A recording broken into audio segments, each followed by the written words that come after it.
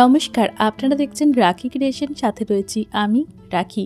রাখি ক্রিয়েশনের আরও একটি নতুন রেসিপি ভিডিওতে আপনাদের স্বাগত। আজ নিয়ে হাজির হয়েছি একটা স্ন্যাক্সের রেসিপি, যেটা তৈরি হবে কিনা আমাদের সাধারণ ঘরে সবসময় থাকে চিড়ে। হ্যাঁ, সেই চিড়ে দিয়ে। আমি এখানে চিড়েটাকে ভালোভাবে পরিষ্কার করে ধুয়ে নিয়েছি। এরপর দুটো সেদ্ধ করে আলু ম্যাশ করে রেখেছিলাম, সেটাই দিলাম পেঁয়াজ কুচো, লঙ্কার কুচো, আর দেব ধনেপাতা কুচো, সাথে সাথে দিয়ে দেব একটা ডিম। এবার ভালোভাবে মাখানোর পালা। তার আগে দিতে হবে গুঁড়ো মশলা।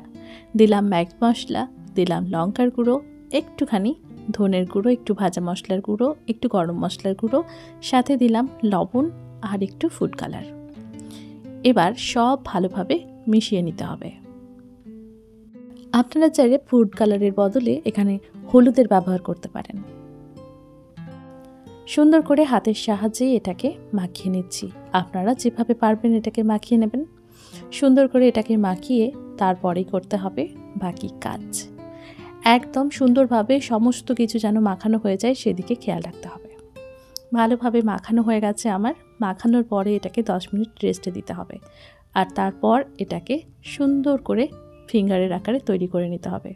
তার জন্য হাতে অবশ্যই তেল লাগিয়ে নেবেন। আর তারপর একটা করে গোলা নিয়ে এটাকে লম্বা লম্বা আঙুলের মতো তৈরি করে নেবেন। এভাবেই বাকি যে মিশ্রণটা আমাদের রয়েছে সেগুলোকেও একইভাবে এভাবেই তৈরি করে নিতে হবে। খুব সহজেই এটা কিন্তু তৈরি করা সম্ভব।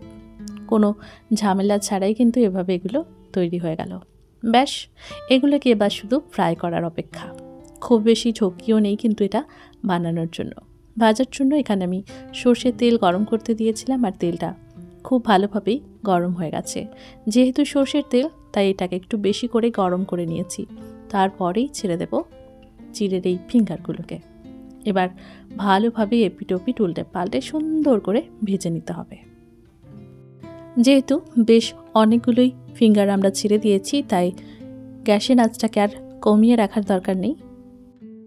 যদি আমরা এখানে 2-4টে করে ভাজতাম তাহলে গ্যাসের আঁচ মিডিয়ামে রেখেই ভাজতে হতো।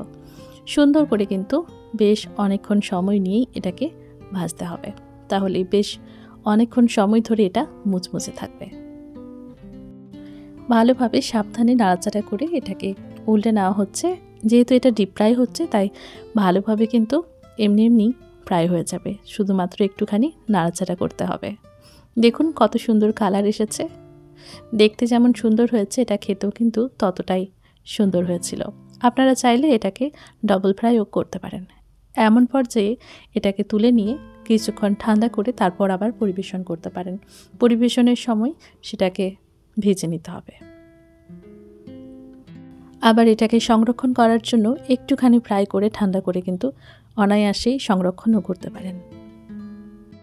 কি কেমন লাগলো চিড়ের এই দুর্দান্ত রেসিপিটা?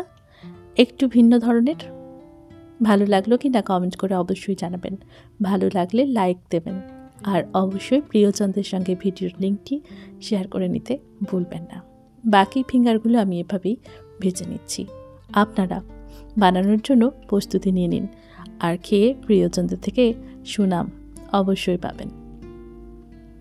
ভিডিওটি শেষ পর্যন্ত দেখার জন্য অনেক অনেক ধন্যবাদ।